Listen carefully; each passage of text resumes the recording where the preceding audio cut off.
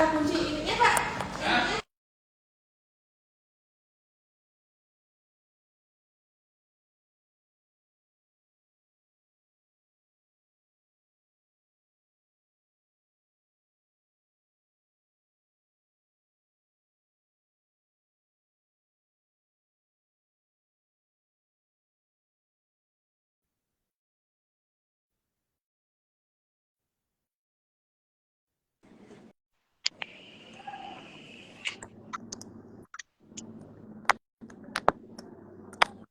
Halo Kak.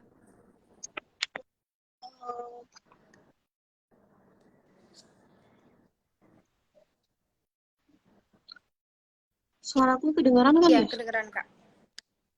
Oke. So, kita mulai aja kali ya. Jadi, selamat datang buat Kak Alia. Di sini izin perkenalkan diri. Aku Chelsea dari kelas 10 Kartini 1. Di sini aku sebagai perwakilan dari English Club buat ngewawancarain Kak Alia di Chat Talk yang episode ke-6. Dan di sini itu kenapa saya ngewawancarain kenapa saya Ulangi.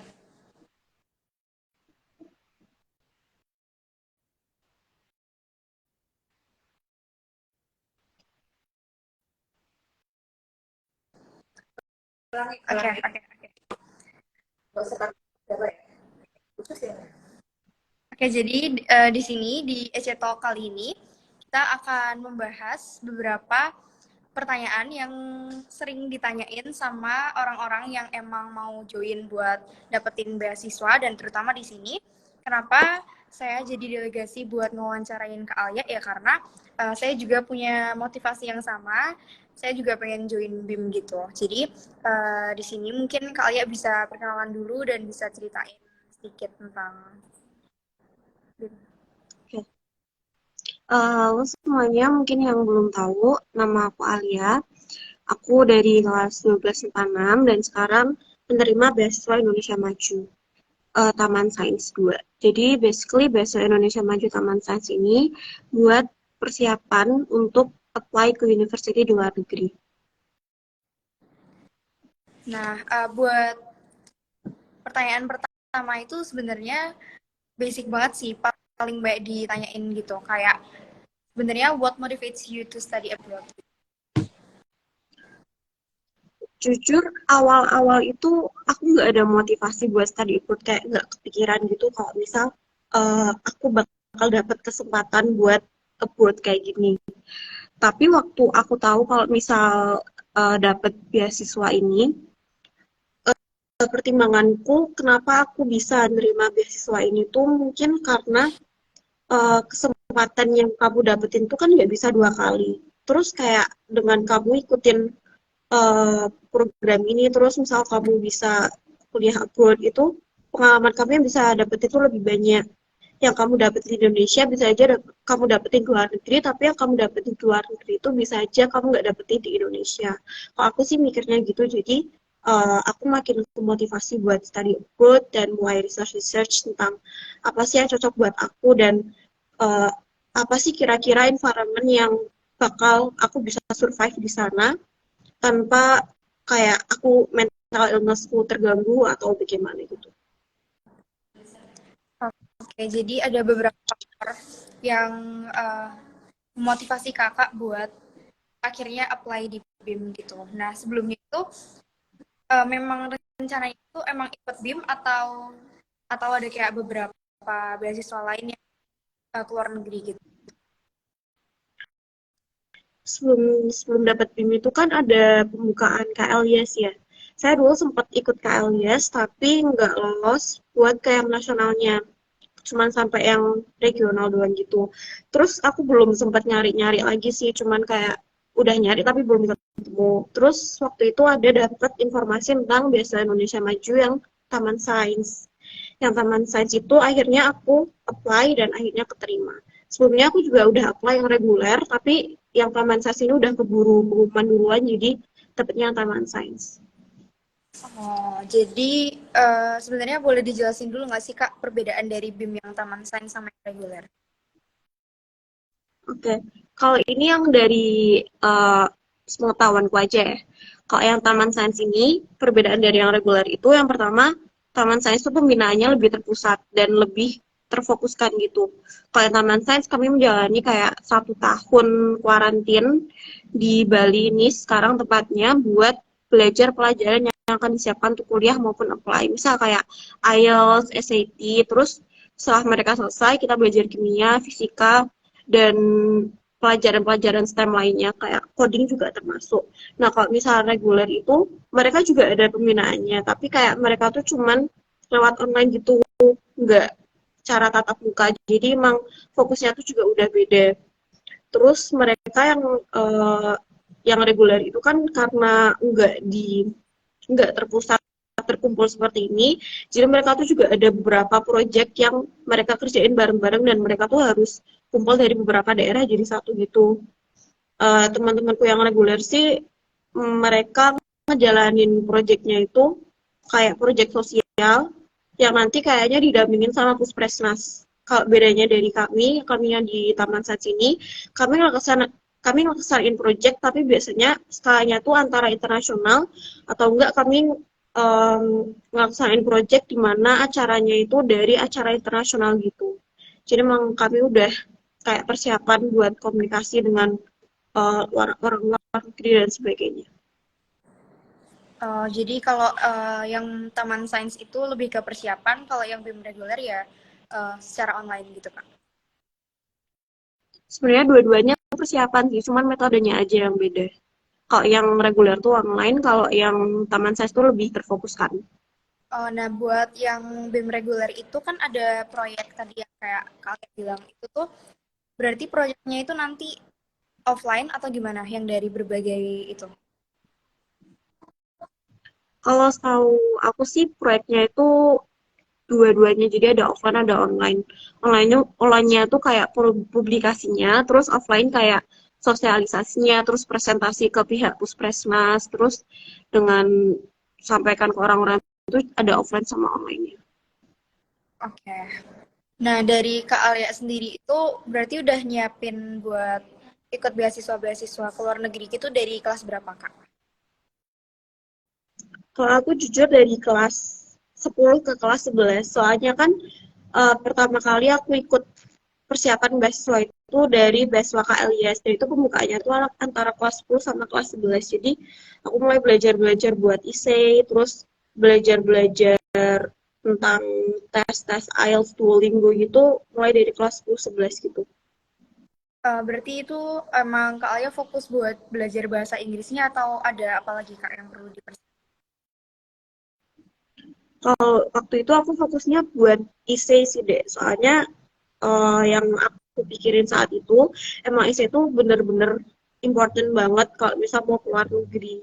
Terus kayak buat essay dengan pertanyaan yang mudah itu jawabannya susah banget. Jadi kayak emang aku fokusin buat essay dulu yang paling susah menurut aku soalnya. Berarti nanti isinya itu dalam bahasa Inggris ya Kak? Iya, dalam bahasa Inggris. Nah, itu berarti Kak Alia tuh belajar buat bikin essay itu dari mana? Atau Kalau aku sih alumni ya, atau kalau biasanya awalnya aku otodidak, tapi kalau misal aku bener-bener udah nggak tahu lagi jalannya mau kemana itu, aku biasanya nonton YouTube.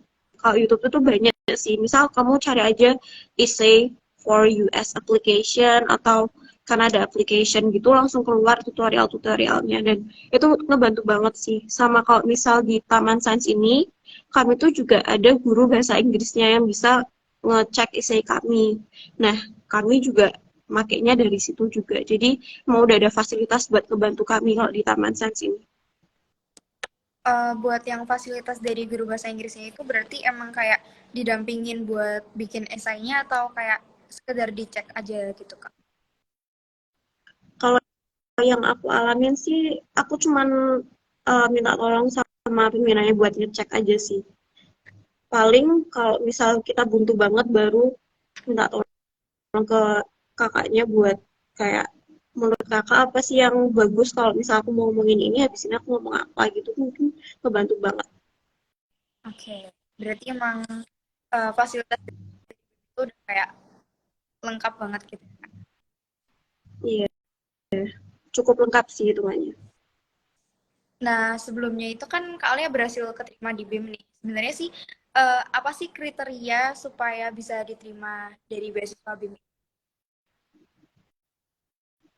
Kalau setahu aku yang dari BIM Taman Sains, kamu tuh harus punya sertifikat nasional yang diadain sama eh, Kementerian Indonesia. Misal NSDC LDBI itu bisa dipakai buat sertifikat apa sih kayak syarat buat masuk ke universitas, syarat buat masuk ke BIM, BIM Taman Sains, itu tuh pakai sertifikat nasional yang diadain sama kementerian. Terus kamu tuh harus aktif organisasi maupun organisasi. Terus leadership kamu juga, dan yang paling penting bahasa Inggris kamu sama SAT. Soalnya kalau yang saya tahu tahun lalu itu buat berarti yang BIM 3 tahun ini mereka seleksinya ada seleksi IELTS sama seleksi SAT. Jadi emang harus bisa IELTS sama SAT duluan kalau mau masuk BIM ini. Oke, buat sertifikat nasionalnya itu berarti cuma yang dari kementerian gitu atau yang kayak dari universitas gitu masih bisa masuk, Kak? Kalau syarat tertulisnya sih cuman yang kementerian aja sih. Tapi kalau misal kamu input yang universitas-universitas itu bisa dipertimbangin sama BIM-nya. Oke. Buat Kak Alia sendiri itu, kan tadi katanya Kak Alia rekomend buat join organisasi ekstrakurikuler di Semansa gitu kan, Kak. Itu mungkin boleh sharing-sharing Kak Alia apa? Oke, dari kelas 10 untuk organisasi ekstrakurikulernya ikut aku ikut banyak sih, jujur aku ikut 4, ada debat, rama, terus kir, sama debat, rama, kir, sama EC. Itu kan udah 4 sendiri. Terus organisasinya aku ikut MPK. Terus menurut aku ikut banyak organisasi itu emang capek. Tapi kalau misal kamu dapet aftermath-nya, kamu tuh bakal kayak puas gitu loh. Kamu dapat banyak pengalaman, kamu dapat banyak relasi, dan akhirnya capek kamu tuh terbayar. Jadi meskipun banyak orang ngomong kayak, ih kok kamu ikutnya baik banget, buang-buang waktu, kamu nggak bisa belajar akademik gitu. Tapi menurut aku itu tergantung orangnya juga. Kalau misal orangnya emang suka organisasi, emang bisa ngatur waktu dengan baik, akademiknya itu nggak mungkin bakal terganggu dengan mengikuti banyak organisasi. Nah dengan itu aku kayak berusaha nyari banyak pengalaman yang bisa aku dapetin di SMA dengan ikut organisasi-organisasi itu. Berarti harus bisa ngatur waktu dengan baik ya, karena Kak Alia juga ada 4 ekstrakurikuler dan ikut organisasi FPK juga. Nah, kalau dari Kak Alia sendiri, pernah nggak kayak ngerasa ketinggalan banget sama pelajaran akademik di sekolah gitu, sampai kayak harus ngejar banget gitu? Kalau ketinggalan sampai ngejar banget sih nggak pernah ya. Soalnya kayak aku tuh kayak gimana ya, kamu tuh nge-skip pelajaran nggak apa-apa, yang penting kamu tahu konsekuensinya kalau kamu tuh harus ngejar waktu pelajaran selesai. Jadi dalam sehari itu aku usahain aku nggak mungkin uh, ngelewatin pelajaran meskipun aku nge-skip pelajaran itu. Jadi benar-benar kalau misalnya kamu punya tanggung jawab tentang akademik, ya udah akademiknya diselesaikan dulu baru nyelesain yang lainnya. Emang akademik itu yang prioritas paling utama sih waktu SMA. Nah, selain berarti dari Kak Alia sendiri kan udah berhasil keterima di BEM, berarti udah ada prestasi nasional yang dari kementerian kan? Itu boleh dong Kak sharing-sharing gitu. Kalau prestasi kementerian sih, jujur waktu itu saya nggak ada, belum ada. Soalnya waktu itu saya daftar NSDC, tapi nggak lolos yang provinsi. Saya cuman speaker keempat, tapi yang diambil 3 speaker. Jadi saya nggak dapet NSDC yang 2021. Terus yang NSDC 2022 saya juga nggak dapet. Jadi kayak saya jujur nggak ada beasiswa. Saya nggak ada prestasi kementeriannya, tapi alhamdulillahnya keterima di BIM ini. Soalnya juga kalau misal kamu nggak ada prestasi kementerian, tapi prestasi kamu yang di luar, misalnya yang univ-univ gitu banyak, dan kalau misal dikumpulin banyak terus, bisa aja setara sama yang kementerian itu. Jadi kayak kamu kumpulin banyak-banyak aja yang di luar kementerian misal. Iya, berarti tetap harus ada prestasi dari kelas 10, kelas 11 gitu ya, Kak ya. Nah, tapi Iya. prestasi yang di luar sertifikat kementerian itu, kan tadi ada kayak sertifikat dari universitas yang dikumpulin sebanyak-banyaknya itu, setahu saya kan kayak maksimal 3 gitu yang di input. Nah, itu berarti gimana, Kak? Berarti kamu pilih yang paling terbaru sama yang paling eh, tingkatannya yang paling tinggi. Misal kamu menang gold medal atau silver medal itu berarti kamu pakai yang gold medal sama yang paling terbaru. Emang kamu harus buat prioritas kayak gitu mana yang bakal kamu pakai. Soalnya kalau di university application itu memang ada beberapa univ yang nyuruh kita cuma pakai 3 atau 5 gitu. Sedangkan kan kita maunya pakai banyak ya. Bisa aja kamu akalin kalau dibolehin sama univ atau penyelenggaranya, kamu buat satu PDF yang isinya tuh um, achievement kamu jadiin satu PDF. Jadi emang kamu inputnya satu doang gitu loh. Itu kalau misal diizinin. Tapi kalau enggak ya kamu pakai prioritas itu yang terbaru sama yang tingkatannya paling tinggi. Oke. Nah, kalau dari Kak Alia sendiri berarti waktu itu input dari apa aja, Kak? Uh, Inputnya kalau nggak salah debat semua sih. Yang dari Penko, terus ADC UNES sama kalau nggak salah 2 itu doang. Soalnya aku satunya ada best speaker kalau nggak salah. Oke. Nah, berarti kalau misalkan dari Kak Alia sendiri, pernah nggak sih Kak Alia kayak ngerasa kalah saing gitu sama kompetitor-kompetitor yang lain, dan menurut Kak Alia sendiri apa yang membuat Kak Alia berhasil keterima gitu dibandingin sama peserta-peserta? Uh, Jujur waktu seleksi BIM Taman Sains ini, karena waktu itu peminatnya tuh belum banyak, jadi kayak seleksinya tuh bener-bener cepet banget dan persaingannya tuh nggak seketat itu. Bahkan kami nggak tahu saingan kami itu siapa, soalnya kami nggak ketemu secara langsung. Nah, kalau dengan kayak gitu, dari aku pribadi, aku lebih suka kayak gitu. Soalnya aku nggak ngeliat, aku kayak jadi insecure gitu loh. Kalau sainganku ternyata orangnya kayak gini. Jadi aku bisa kayak ngerahin, ngoptimalin performanceku waktu di interview sama pihak sininya. Dan dengan kayak gitu, aku tuh waktu itu benar-benar masih yang terbaik dan ngomong aja kamu tuh yang terbaik di bidang ini dan kamu tuh percaya diri kamu bakal bisa survive di luar negeri maupun di BIM ini selama 1 tahun ke depan. Ya, berarti emang kuncinya itu benar-benar percaya diri dan ya harus berani gitu ya, Kak. Iya, Buat Kak Alia itu berarti BIM yang pertama, enggak, BIM Taman Sains 2. Taman Sains 2. Nah, itu sebenarnya tadi kan katanya kayak step-step buat registrasi BIM-nya masih kayak online gitu. Nah, itu apa aja, Kak? Step by step.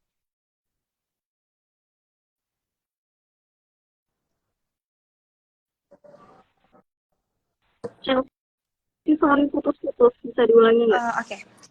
Jadi kan tadi Kak Alia bilang kalau misalkan dulu waktu Kak Alia apply gitu, Taman Sains 2 tuh kayak masih daftarnya masih online gitu. Nah, what is the step by step?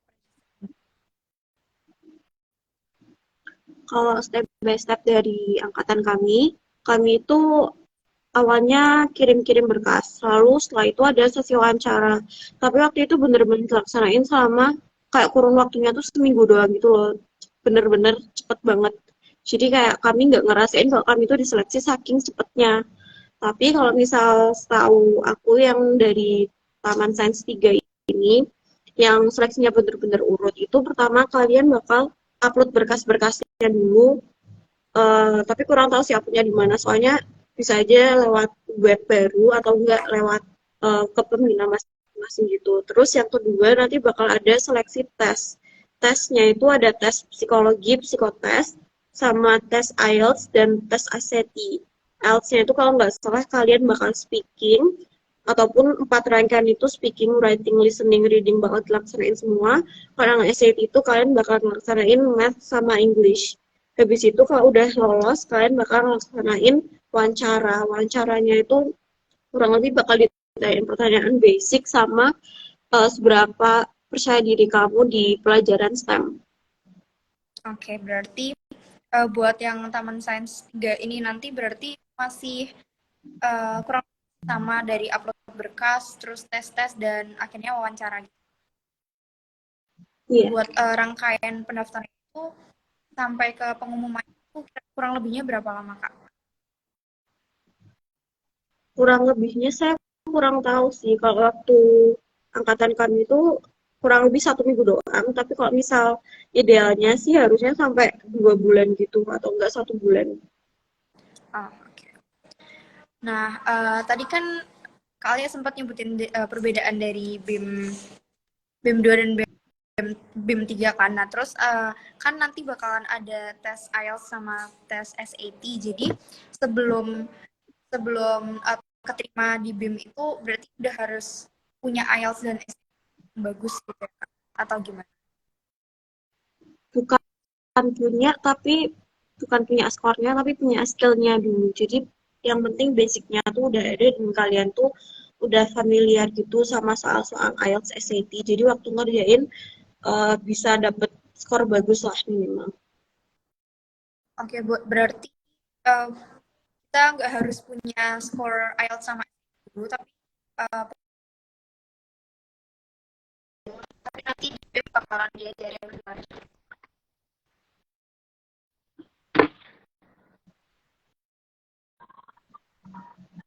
Nah, di kan sekarang kalian itu dapat kayak pelajaran-pelajaran buat persiapan IELTS sama persiapan kan.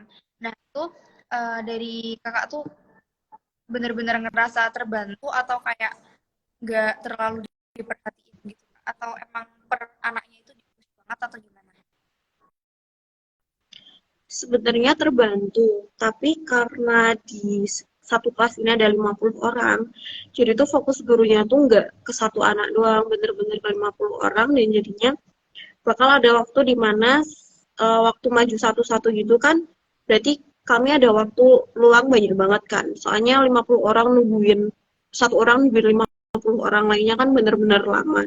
Nah kadang karena itu, kami tuh belajar mandiri juga, antara belajar mandiri kalau nggak belajar grup. Kalau mandiri itu biasanya kami pakai web-web yang kayak web uh, mini IELTS ataupun di YouTube gitu. Itu bener-bener membantu banget sih. Terus kalau misal mau latihan speaking, kami itu biasanya saling bantu satu sama lain. Jadi study group gitu hitungannya. Oke. Nah, buat kalian kan berarti ke Bali kan ya selama 1 tahun, itu tuh gimana sih cara dapat awalnya gimana cara dapat izinnya dari orang tua gitu? Kalau masalah izin sih untuk orang tuaku udah oke-oke aja ya. Soalnya hitungannya kan sama kayak latihan ke luar negeri dan juga sebelumnya aku udah consented buat daftar KLIS yang akhirnya udah disetujuin juga sama orang tua. Kalau misal dari aku sendiri buat minta izin ke orang tua masalah gini ini selama 1 tahun tuh gampang meskipun orang tuanya tuh nggak mau ngelepas tapi udah diizinin gitu loh. Jadi aku akhirnya mulai aja hitung-hitung sekalian latihan di luar negeri gitu mumpung masih di Indonesia. Berarti emang kerasa banget ya Kak bedanya dari pertama di Pekalongan terus tiba-tiba ke Bali gitu. Nah, Iya, tiba-tiba banget sih. kan ada kayak perbedaan yang benar-benar signifikan gitu. Terus juga harus kayak socialize dan segala macamnya. Itu pernah ada kayak mungkin kalian ada tips and trick buat kayak bisa lebih socialize di sana dan lebih adapt gitu sama Bali.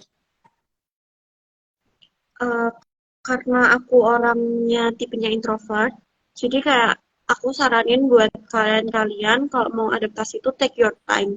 Jangan langsung kayak tiba-tiba secara drastis kalian mau adaptasi dan langsung dibung tuh menurut aku jangan kalau misal tipe kalian tuh yang gampang capek bersosialisasi. Jadi menurut aku kayak kalian tuh kayak deketin orangnya tuh uh, secara pelan-pelan aja. Kalian nggak usah langsung gerusa-gerusu, misalnya langsung ikut nimbrung sana sini. Kalau misal kalian nggak kuat, kalau menurut aku sih gitu. Terus kalau misal aku sendiri, cara adaptasinya tuh ya dengan awalnya sih aku tanya ke mereka masalah materi. Soalnya kan kami juga butuh satu sama lain juga kan di sini buat masalah pelajaran, dan aku akhirnya misal minta tolong ke mereka masalah pelajaran-pelajaran dulu, habis itu akhirnya lama-kelamaan temenan dan akhirnya bareng gitu loh. Jadi kayak kalian nggak usah buru-buru harus punya temen di sini. Dan kalau misal kalian capek, kalian bisa berhenti dulu aja, take your time, istirahat. Atau kalau misal social battery kalian udah naik lagi, kalian ya bersosialisasi. Tapi jangan sampai kalian putus hubungan dengan teman kalian dan sampai kayak udah berhenti gitu, sampai sampai kayak gitu tuh jangan. Soalnya kalian emang masih butuh satu sama lain kan, dengan cara apapun itu masih butuh pasti. Oke. Berarti jangan kayak bener-bener maksain banget buat dapet teman gitu ya kan? Iya, soalnya gimana pun caranya pasti ya di end kalian bakal punya temen juga, gak mungkin sendirian. Oke. Nah, sebenarnya sistem di Bali itu gimana sih Kak? Sistem dari beasiswanya itu? Entah berarti Kak Ali itu di dorm atau Kalau sistemnya ini, jadi kami tinggalnya di PPMP Bali. Di PPMP Bali itu ada asramanya sama ada kelasnya, ada kantinnya. Jadi kayak emang udah satu komplek gedung ini bisa buat asrama BIM gitu loh. Terus jadi kami tinggal belajar makan di satu gedung ini. Ada asramanya, terus ada ruang kelasnya. Terus buat jadwalnya itu dari kami dulu sebelum kami selesai apply, berarti 6 bulan terakhir di 2022, kami itu jadwalnya ada belajar bahasa Mandarin pagi 1 jam, habis itu belajar MTK sampai jam 12, terus sisanya belajar IELTS sampai jam 5, habis itu udah terserah bebas mau apply univ mau buat ISE itu sampai malam, sampai pagi lagi. Habis itu diulangi lagi kayak gitu terus 6 bulan terakhir 2022. Habis itu karena Januari kebanyakan kan udah pada apply univ udah selesai tinggal nunggu decision. Jadi pelajarannya tuh diganti. Kami udah nggak belajar Mandarin, IELTS sama SAT, tapi kami ganti pelajarannya di kimia, fisika gitu-gitu. berarti waktu kayak dari pertama kali ke Bali sampai kayak tahun kemarin itu terakhir masih belajar yang buat IELTS gitu-gitu.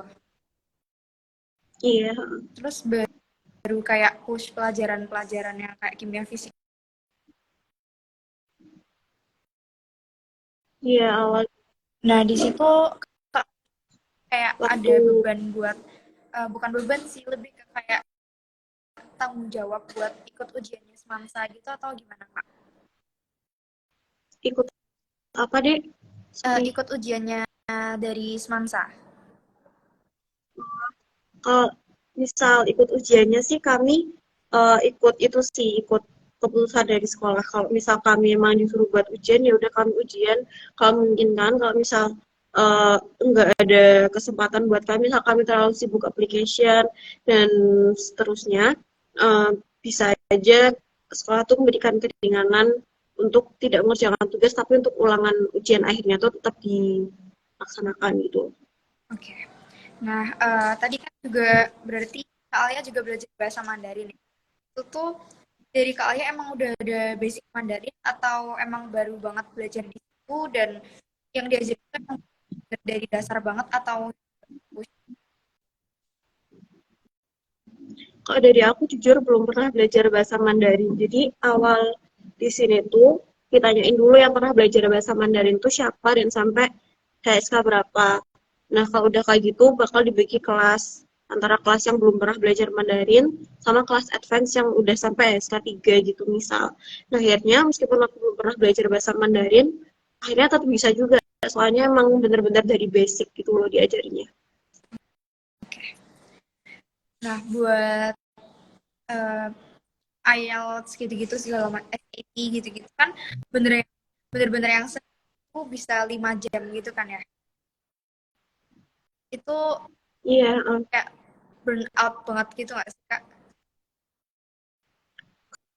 kalau aku jujur burn out sih, tapi kalau misal kamu tuh Kalau tipenya aku tuh harus punya target dulu sehari harus nyelesain berapa set IELTS misal. Nah, kalau misal aku belum nyelesain targetku, aku tetap bakal belajar terus sampai aku nyelesain targetku. Kayak nggak apa-apa berhenti-berhenti, yang penting sehari itu kamu tuh udah puas dengan hasil yang kamu lakuin. Jadi kayak kamu nggak harus terlalu nge-force kamu buat kayak aku harus sampai 10 set gitu kan, kayak nggak masuk akal gitu kan. Jadi kayak ya take your time aja, terus tahu pahamin kemampuanmu tuh sampai mana dan apa yang harus kamu improve. Jadi kayak kamu tuh nggak perlu belajar terus menerus ke tempat yang kamu udah bisa tapi improve tempat yang belum kamu bisa. Berarti dari Kak Alia sendiri itu juga sering ada kayak study group gitu, mungkin sama kayak teman-teman yang BIM juga di situ kayak saling ngajarin gitu satu sama lain. Iya. Nah, waktu Kak Alia udah di Bali itu masih sempat kayak ikut lomba-lomba debat gitu nggak Kak? Sebenarnya aku sama Ripka yang sama-sama debat ini ada kepikiran mau ikut lomba debat gitu kan. Tapi itu kami pertimbangin kayak soalnya kan waktu itu berarti akhir Desember, akhir 2022 gitu. Kami tuh memang masih hektik banget masalah SAT, IELTS sama isai-isai UNIR dan kami tuh nggak ada kayak nggak ada energi buat ngelakuin debat di masa-masa itu gitu loh. Akhirnya sampai sekarang belum pernah ngelaksanain lomba debat lagi. Uh, Terus sebenarnya apa aja sih Kak yang dapetin beasiswa BIM itu? Maksudnya kayak dari fasilitasnya, dari fund, sama benefitnya. Kalau misal in term of facilities, kami tuh dapat dorm pastinya. Dormnya tuh cukup memadai kok, hitungannya tetap cukup bagus daripada asrama-asrama yang bisa kalian pikirin gitu. Hitungannya bagus yang dorm di sini. Habis itu dapat makan juga 24/7 tuh dapat makanan sama dapat snack. Makanannya tuh 4 sehat 5 sempurna banget, jadi hitungannya cukup enak. Terus snacknya itu juga bervariasi. Pernah waktu itu snacknya itu dapat pizza sama ultramilk, itu hitungannya mewah banget kan buat anak kos-kosan gitu. Habis itu dapat kelasnya tuh juga luas, ASEAN. Terus ada di BPMP sini ada lapangannya juga, jadi kalian bisa olahraga. Terus selain fasilitas itu juga ada guru-guru yang sangat bermanfaat bagi kami, yang mengajarnya tuh benar-benar muridnya tuh sampai paham dan mengajarnya tuh bukan yang stres, jadi kayak ada fun-funnya dikit gitu. Berarti benar-benar worth it banget ya Kak. Nah, Kak Elias sempat kayak nyesel atau sedih gitu nggak sih nggak keterima Kak Elias, atau langsung yang kayak oh ya udah nggak apa-apa, aku sekarang berusaha buat BIM gitu segala macam.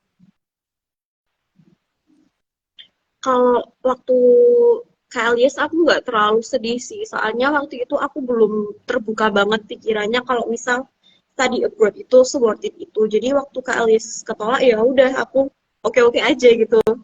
Terus aku baru nyari-nyari yang lain dan akhirnya ke dapet kesempatan BIM. Oke. Terus selama jadi BIM Award di Bali gitu, kalian ada kayak culture shock gitu nggak? Kalau culture shock apa ya? Sebenarnya nggak culture shock banget sih. Mungkin sebenarnya nggak ada culture shock banget sih. Mungkin kalian kalau mungkin karena kaget di environment baru dan jauh dari orang tua, dan biasanya kan deket banget kan sama orang tua gitu.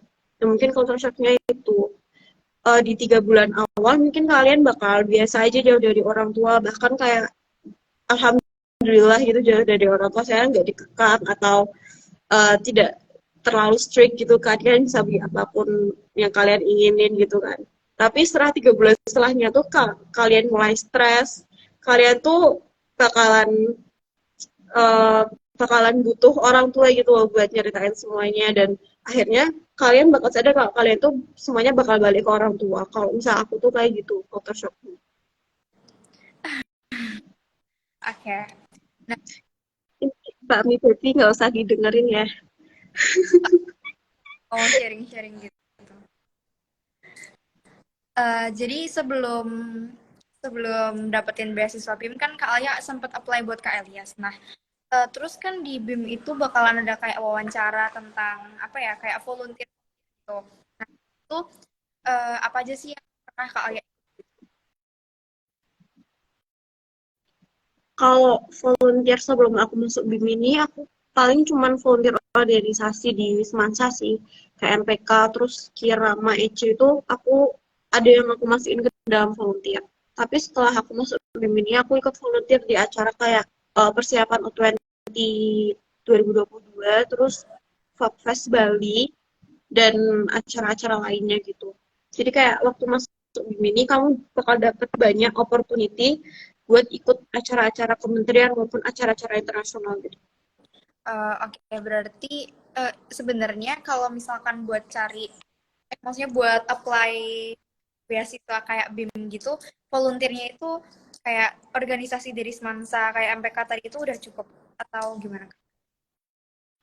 Iya, kalau aku udah cukup sih. Oh ya, sama waktu SMP itu aku sempat input, aku ikut volunteer Kalpataru. Kayak, iya Kalpataru SMP. Berarti itu kayak pramuka gitu ya, Kak? eh Kayak pecinta alam sih. Kayak ikut volunteer bersih-bersih pantai gitu. Berarti meskipun itu SMP masih tetap bisa diinput. Iya, kalau aku masih ada tempat buat input ya aku input aja sih. Nah, terus sebenarnya ada nggak kayak hal-hal yang seharusnya tuh kayak kakak tahu, kakak kayak that you wish you should know before you apply for BIM? Apa ya? Oh, kalau itu aku tuh kan awal masuk BIM itu belum terlalu belajar IELTS sama SAT kan. Sedangkan teman-teman di sini tuh ada yang dari international school yang mereka udah belajar IELTS sama SAT dari sekolahnya sendiri dan benar-benar udah dipersiapin gitu. Nah, aku tuh benar-benar wish I've learned about IELTS and SAT more before I'm going to BIM. Jadi kayak aku lebih siap gitu di BIM-nya dan nggak terlalu sengsara hitungannya. Soalnya kayak waktu IELTS sama BIM ini meskipun kami itu nggak berkompetisi, tapi hawanya tuh kami tuh berkompetisi dan kami tuh harus dapat yang lebih bagus dari yang lain. Jadi kayak gara-gara itu kami kena stres juga buat dapetin IELTS sama SAT. Terus kayak berarti meskipun kalian di, maksudnya kan istilahnya benar-benar ketat banget kan kayak jadwalnya segala macam. Kalian masih bisa volunteer volunteer, Masih apa deh? Sorry. masih bisa ikut volunteer. Kalau volunteer itu emang udah dari jadwalnya BIM, emang kami udah harus wajib ikut gitu. Nah, berarti kira-kira itu volunteer buat volunteer yang di provide sama BIM tuh kayak bener-bener bakalan create a huge interact antara sama kayak orang-orang kementerian gitu. Sebenarnya kalau misal kamu benar-benar tujuan kamu ikut volunteernya mau connect dan kamu tuh pasti bakal lebih berusaha buat ngobrol sama mereka. Tapi kalau misal tujuan kamu ikut volunteernya buat dapetin materinya, nah kamu bakal fokus ke materinya. Emang dari awal tujuan kamu apa dan apa yang kamu dapetin itu berasal dari tujuan kamu. Nah kalau aku sendiri emang tujuannya mau ikutin acaranya aja, emang mau dapat materinya dan nggak ada intention buat connect dulu gitu loh, buat dapetin connect dari relasi kementerian tuh aku belum ada intention. Jadi kayak emang intensinya buat materi kalau aku. Berarti benar-benar selain dari benefit yang didapetin dari kayak IELTS, persiapan buat study abroad gitu, kalian juga dapat kayak networking, kayak volunteer. Nah, itu gimana sih? Iya. Dulu kan sebelum kalian join BIM kan kalian itu ketua MPK di Sansa.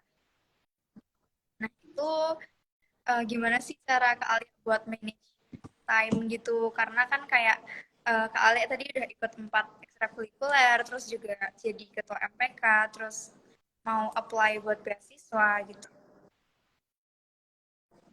Kalau dari aku sih yang paling penting time management ya. Kalian tuh selain akademik, karena akademik paling nomor satu, time managementku di non-akademika organisasi ini, kamu bikin list priorities. List priorities kayak apa sih yang paling dekat sama yang paling, menurut kamu paling crucial gitu buat besok ataupun buat di masa depan itu, kamu buat list. Terus tuh buat keep in track, aku tuh pakai Google Calendar juga. Jadi kalian tuh nggak bakal lupa kapan rapat, misal kapan organisasi ini ada acara gitu. Soalnya kan waktu setengah akhir periodeku, aku kan di Bali, jadi kayak aku uh, ngikutin MPK-nya jauh gitu kan. Akhirnya aku tuh share Google Calendar sama wakilku, sama Nabil. Akhirnya dengan Google Calendar ini, hitungannya makin gampang buat keep in track sama tanggal-tanggal acara dan juga tanggal-tanggal kapan sih kita berdua tuh nggak sibuk dan kita bisa maksain rapat gitu. Berarti benar-benar butuh bikin buat kayak list priorities sama coba mulai buat nge-list gitu tujuannya apa aja di Google Calendar. Iya, kalau aku sih tipenya gitu. Tapi buat orang kan beda-beda kan tipenya. Jadi saran aku coba sebanyak mungkin cara yang bisa kamu dapetin buat ngelaksanain priorities-priorities. Misal kalian bisa pakai notes, bisa pakai calendar, terus pakai Notion or whatever gitu. Kalian harus coba terus biar sampai nemuin yang kalian cocok dan kalian tuh nyaman, nggak paksa gitu hitungannya. Nah, kalau dari kalian sendiri kan tadi achievement yang diikut buat BIM kan kebanyakan kan debat semua. Nah, itu debat itu kan tim, Kak. Nah, mungkin kalian ada cerita uh, kurang tepat atau kayak slack gitu sama salah satu member. Nah, itu gimana cara ngatasinnya dan gimana cara nyamain goal tim biar kayak sama-sama niat lah dan bener-bener yang fighting bareng gitu. Kalau di debat kan kami nggak sendiri kan, emang misal udah 3 atau lebih gitu kan, misal ada berapa tim.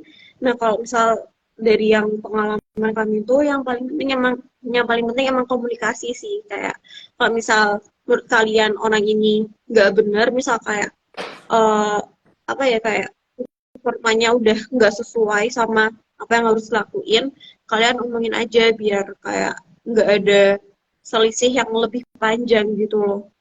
Dan kalau misal kalian belum berani ngomong sama orang itu, misal belum nyaman sama ngomong sama orang itu, kalian bisa ngomong ke orang yang dekat sama kalian dulu yang ada di tim debat itu. Nah, kalian diskusiin enaknya digimanain, eh, cara ngomongnya gimana biar nyaman gitu loh. Jadi emang bondingnya tuh harus kuat dulu pertama-tama. Oke, berarti emang ya ada suka dukanya dan harus nyamain interest dulu dari awal biar sama-sama fight gitu. Iya, heeh. Kalau masalah interest sih kebanyakan biasanya sama sih ya kalau misal dalam kelompok gitu. Emang harus declare dulu mereka maunya gimana dan gimana caranya biar semua intention orang itu kecapean gitu. Oke. Nah, dari kakak sendiri mungkin ada kayak pengalaman-pengalaman di mana kakak tuh ngerasa bener-bener kayaknya aku nggak bisa lanjut deh gitu atau kayak some a phase that you want to give up then how to get out. Kalau face kayak gitu biasanya selama ini aku ngerasainnya di waktu BIM sih, kayak waktu yang lainnya tuh misal udah pada bisa dan aku nggak bisa sendiri dan kayak ngerasa kok aku gini banget, kayak orang-orang bisa kenapa aku nggak gitu. Misal kayak waktu pelajaran kimia fisika ini yang lainnya bisa tapi aku tetap struggle, kayak aku nggak ngelihat orang lain tuh struggle di depan aku gitu. Dan aku kayak satu-satunya orang yang struggle di kelasku. Nah kayak gitu tuh ada sempet waktu di mana aku tuh sampai kayak nggak pengen nggak pengen bersosialisasi sama orang karena itu malah bikin aku makin stres. karena aku ngelihat mereka belajar, aku ngelihat mereka diskusi, tanya ke guru itu malah bikin aku stres itu waktu itu.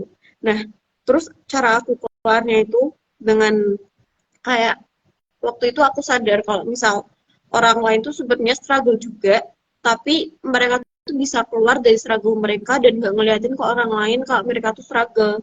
Dan dengan kayak gitu tuh mereka bisa jadi orang yang kelihatannya itu superior dalam hal yang bagus.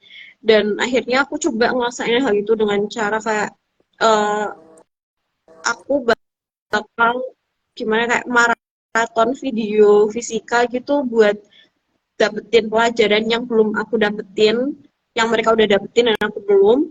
Dan dengan cara itu, misal aku bisa lebih paham hal-hal yang ada di kelas. Jadi sebenarnya kamu harus lihat sisi terang maupun sisi gelap dari orang lain dan jangan bandingin itu dengan dirimu karena setiap orang starting point-nya tuh beda dan nggak bisa disamain perjuangan kamu sama kalian sampai kalian bisa di titik yang sama saat ini. Jadi ya berusaha terus aja dengan cara kalian sendiri tanpa banding-bandingkan. Nah, kalau misalkan kayak struggle gitu, sebenarnya circle circle pertemanan yang ada di BIM itu apakah yang kayak ninggalin kakak yang kayak ih ada dia atau malah kayak support. Kalau misal circle pertemanan sih kan orang-orang beda ya. Kayak uh, personality orang-orang beda. Nah, kalau misal kamu tuh enggak cocok sama orang itu dan kamu tuh ngerasa udah capek kenal sama orang itu dan kamu nggak dapet benefit apa-apa, kamu pergi aja dari circle itu. I mean like, kalau misalnya emang udah nggak ada benefit dan itu malah bikin kamu capek, terus ngapain kamu masih ada di circle itu? Kayak kamu tuh nggak perlu takut, kamu keluar dari circle dan nggak punya teman. Karena dimanapun pasti ada circle yang lebih bermanfaat buat kamu dan bisa ngasih kamu tuh jadi diri yang lebih baik dan ngasih perkembangan dalam diri kamu. Dan tentunya kalau misalnya kamu tetap di circle yang nggak ngasih kamu benefit itu, kamu bakal capek banget dan kamu rasanya kayak nahan-nahan emosi kamu biar kamu tuh nggak marah depan mereka dan akhirnya malah itu bikin kamu capek sendiri dan kamu malah diem terus malah kamu nggak bisa ngomong sama orang lain. Lebih baik kamu pergi dari circle itu dan pilih temen yang kamu tuh cocok dan dapat yang bisa ngasih kamu perkembangan dalam diri kamu.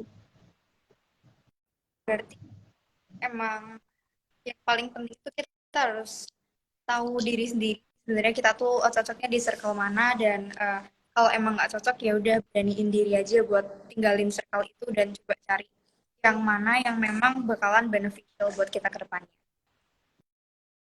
Iya. Uh, kalau dari kalian sendiri memang gimana ya kayak waktu di BIM gitu waktu mau apply BIM kan pasti kayak Kak Alia udah punya tujuan mau ngambil jurusan apa dan segala macamnya. Nah itu gimana kalau misalkan jurusan yang kakak mau ambil itu ternyata nggak di-provide sama BIM? Kalau dari aku sih emang dari awal tujuan aku STEM sih kayak waktu aku mau apply PTN juga aku rencananya mau apply-nya Tekpang. Jadi emang udah STEM. Jadi kayak aku nggak ada struggle buat dapet jurusan di luar STEM gitu. Tapi ada beberapa temenku yang mereka tuh sebenarnya pengennya tuh nggak mau STEM, tapi pengennya misal bisnis, misal art gitu kan. Nah, kalau solusi yang diberiin dari BIM itu mereka tuh bisa milih univ yang mirip-mirip sama major yang mereka pinginin. Misal yang bisnis bisa dapet yang aktuari, bisnis bisa apply ke aktuaria gitu-gitu. Nah, berarti memang dari BIM sendiri itu udah provide univ juga ya Kak? Iya, udah ada list univnya. Ini bisa dicari di online sih kalau misalnya list univ dari BIM. cari aja buklet BIM. Oke. Nah, terus balik lagi ke perjalanan dulu step by step buat dapet info. Setelah kayak ada pengumuman, oh ternyata Kak Alia lolos gitu. Nah itu tuh ada kayak waktu senggang atau kayak langsung ke Bali atau tunggu beberapa saat dulu atau ada persiapan-persiapan apa lagi Kak? Sebenarnya ada waktu senggang, tapi jujur itu nggak senggang-senggang banget. Kayak waktunya tuh cuman 4 hari gitu kalau nggak salah di angkatan kami. Dan itu tuh eh, rasanya cepet banget tiba-tiba udah ke Bali. Soalnya kan dalam waktu kurun 4 hari, kami udah harus nyiapin semua koper, semua berkas yang misal dibutuhin, misal berkas kesehatan gitu-gitu kan. Terus juga kami harus pisah sama teman-teman, pisah sama guru dalam 4 hari itu menurut saya jujur nggak cukup, tapi harus cukupin gitu. Berarti tadi Kak Alia bilang kalau misalkan pendaftarannya itu 1 minggu, ada waktu 4 hari dan berangkat. Iya, Nah, itu kan waktu yang singkat banget. Selanjutnya itu sebenarnya aku mau nanya aja sih kalau dari Kak Alia itu eh, gimana kalau misalkan nantinya nggak keterima di manapun gitu. kalau misal nggak keterima sih jujur aku nggak ada plan B sih, soalnya emang aku yakin pasti keterima dan alhamdulillah udah ada yang keterima juga gitu. Jadi kayak at least udah rada aman, ada pegangan gitu. Nah, even if kalau misal aku nggak keterima, uh, aku bakal nyoba apply sebanyak-banyaknya ke univ di luar negeri sampai aku keterima sih, I guess. Oke, berarti interest dari Kak Alia itu dari awal memang mau study abroad gitu. Iya, habis keterima BIM ini langsung pengen study abroad. Nah, berarti dari Kak Alia sendiri itu udah apply ke university mana aja dan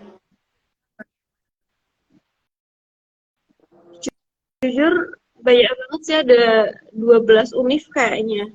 Jadi aku daftar Aussie itu kalau nggak salah 4, terus Singapura 2, terus eh, eh, terus Manchester 1, Korea 1, sama eh, Kanada 4. Nah, aku kebanyakan jurusannya ambil food science and technology, tapi juga ada yang material engineering, terus juga ada yang plant and earth science. Jadi kayak beda-beda, yang penting aku tetap di kawah biologi gitu. Saya aku emang bisanya di biologi. Jadi kayak uh, soalnya emang nggak semua univ itu kasih jurusan yang kamu pengenin gitu. Jadi emang kamu harus ambil satu ranah yang kamu bisa dan kamu cari di ranah itu ada major apa aja. berarti ini Kak Alia udah ada plan gitu nggak? Jadinya ngambilnya universitas yang mana dan jurusannya apa? Kalau sekarang sih belum sih, soalnya lagi nunggu decision dari KAIS, dari Manchester sama NUS. Nah, eh, ini ada pertanyaan dari Hilman gitu. Kak Alia buat preparation SAT-nya itu kira-kira berapa lama dan harus fokus di mana aja? Uh,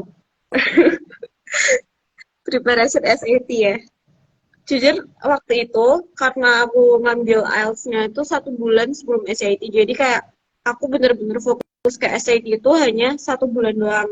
Nah, aku tuh lebih fokus ke yang Inggris. Soalnya MTK itu jujur buat saya kayak nggak terlalu susah. Mungkin buat beberapa orang juga nggak terlalu susah karena emang benar-benar basic. Tapi yang Inggris itu menurut aku susah banget karena benar-benar bahasanya tuh puitis banget dan vocabulary-nya tuh jarang ditemuin di cerita-cerita biasa. Jadi aku lebih familiarin diriku ke bahasa Inggrisnya ini. Gitu sih kalau aku. Oke. Nah, dari kalian sendiri kan berarti juga improve English-nya itu pertama dari debat kan, Kak? Nah, di debat itu mungkin Kakak ada beberapa saran kayak recommend books gitu, Rekomen apa? buku-buku. Buku. Kalau buku sih yang paling memorable buat aku, yang paling berguna itu Monash Debating Book, MAD. Terus juga aku lupa namanya tapi dari kami nyebutnya buku pink. Tahu kan tapi harusnya iya. Itu berdua juga udah cukup banget sih kalau menurut aku. Oke, nah itu memang kayak belajar itu bener-bener kayak Kak Alia pelajarin tiap hari gitu atau gimana Kak? Kalau aku nggak aku pelajarin tiap hari, tapi aku pahamin doang. Aku baca terus aku buat summary-nya pakai sticky note gitu. Nanti aku tempelin di pojok atas. Jadi kalau misal aku mau review, aku tinggal baca sticky note-nya aja, nggak usah aku baca semuanya. Kalau teknikku gitu sih, jadi lebih gampang ingat. Oh. Nah, sebelum Kak Alia pergi ke Bali itu kan pasti kayak kaget banget kan 4 hari itu. Tuh Kak Alia kayak eh, rela gitu ninggalin kayak teman-teman, guru-guru dan organisasi sama kayak keluarga Kakak. Eh, jujur nggak relasi, tapi karena aku tahu dengan apa ya kayak dengan sacrifice food ini, aku bakal dapetin yang lebih baik dan aku bisa lebih improve dan feedbacknya juga buat communityku. Aku akhirnya berani sacrifice hal itu meskipun kayak harus nangis-nangis dulu di hari terakhir sekolah gitu loh. Ya berarti itu benar-benar waktu kenaikan dari kelas 11 ke kelas 12 atau gimana? Kelas iya kelas 11 semester 2 sebelum PAT. Oke, nah eh, buat preparation BIM itu kan pasti banyak banget kan Kak. Nah, sebenarnya yang paling susah itu nyiapin apa ya? Waktu di BIM-nya atau Waktu sebelum BIM-nya? mau apply BIM. Oh, waktu mau apply BIM jujur aku nggak ngerasain ada yang susah sih, soalnya kayak bener-bener interview doang, dan interviewnya kan waktu itu udah pernah disiapin di waktu KLIS kan. Nah kira-kira tuh waktu interview beasiswa tuh keluarnya kurang lebih sama, misal kenapa kamu beasiswa ini, terus kenapa kami pantas nerima kamu, terus kenapa apa yang kamu bakal kasih buat beasiswa ini gitu-gitu. Muter-muter doang sih Ya, semuanya. berarti jawaban-jawaban interview waktu Kakak belajar buat KL itu ternyata kepake. Iya, ada yang kepake sih. Nah, terus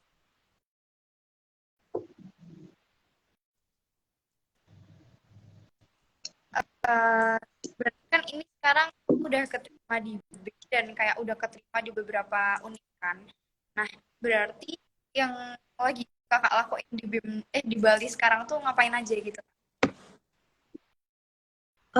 Kayak sebelumnya udah aku omongin, waktu mulai bulan Januari sampai sekarang itu kami jadwalnya tuh belajar fisika sama kimia. Jadi misal 1 bulan fisika, terus 1 bulan kimia, diputar-putar gitu aja. Terus tiap 1 minggu tuh ada post test sama pre-test buat mengukur kemampuan kami. Udah sih itunya gitu. Terus waktu weekend, Sabtu Minggu itu di BIM adain jadwal buat adain workshop ataupun misal enrichment gitu buat belajar coding, buat belajar engineering robotik gitu-gitu yang bisa yang wajib dilaksanain sama anak BIM. Jadi waktu 1 minggu kami hitungannya produktif sih. Oke. Nah, dari kan berarti selama masa SMA 3 tahun ini, kalau misalkan kakak bisa bikin kayak timeline gitu, jadi kayak dari kelas 10 ngapain, kelas 11 ngapain, 12 ngapain gitu, mungkin boleh dong kak di-share. Uh, Kalau timelinenya kelas 10 itu aku ikut 4 organisasi sama organisasi ekskul itu yang udah aku sebutin, MTK, debat, terus Rama sama dia. Buat debatnya itu waktu kelas 10 itu kami emang bener-bener ambisius banget. Kami ikut banyak competition, ikut banyak sparring, ikut banyak coaching. Tapi unfortunately nggak ada yang menang. Terus waktu kelas 11-nya baru debat kami itu